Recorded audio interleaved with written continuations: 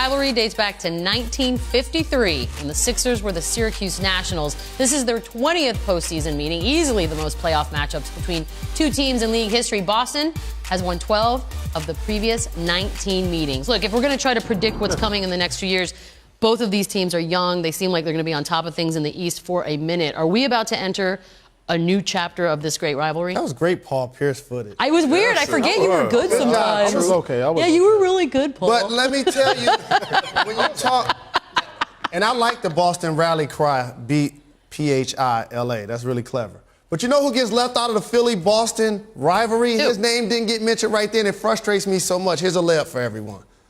Andrew Toney. What's his nickname? The Boston Strangler. Come on now. Oh, anyway, sorry. I think today's rival is Cavs Warriors. Because when I'm seeing that, it's the best player, LeBron James, versus the best team. But right now, like if you were to, I mean, I know I hate to predict, but if 2, 3, 4 years down the road, does this have the makings? It's going to be them two battling it out in the Eastern Conference to see who goes to the finals for the next 4 or 5 years. Imagine the healthy Celtics teams right now. I mean, they would probably get to the finals, and they still can. I mean, with the job Brad Stevens doing with their supporting cast, I mean, next 4 or 5 years, you're going to see nothing but Philly and Boston. Can I say this? One of the two in the finals. Will we feel like this if Boston beat Philly this year without their two best players? That'll be tough. That's a very good question. I mean, I almost think, if we're talking 2, 3, 4 years from now, I got to go to the West. I got to say Houston and Golden State. That has to become some type of rivalry.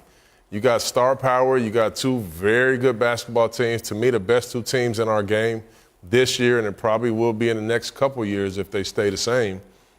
That should be like the next 3 or 4 years rivalry. But in the East, of course, you got Boston. I mean, I don't really see the long-term effect of those two teams being a rivalry. I mean, you look at Houston, they're a little bit older. They're going to have to re-sign Chris Paul. You look at Golden State, they're going to have some contracts coming up with Clay and Draymond. So, I don't know if you even keep those two together. And then you got other teams who are going to be on the rise, teams like Denver. Portland can get better. Utah's up and coming. So the West is going to be tough. But we know in the East, it's going to be Boston and Philly. Unless something happens in Milwaukee where you add some talent with Greek Freak, unless Indiana gets better. These are two of the clear-cut best teams in the East moving forward. Great star power. I agree with you. In the East, no doubt about it, it's those two teams moving forward. But imagine if you're looking in the rearview mirror at teams like Washington, teams like Toronto. They hope to catapult themselves into this conversation. Now you have these young emerging teams now taking over the spotlight. Philly, hoping to see a return of the Dario Saric from the first round after scoring 20 points in each of the first 3 games of the playoffs. He hasn't scored more than 14 in any of the last 4 games. Coming up, the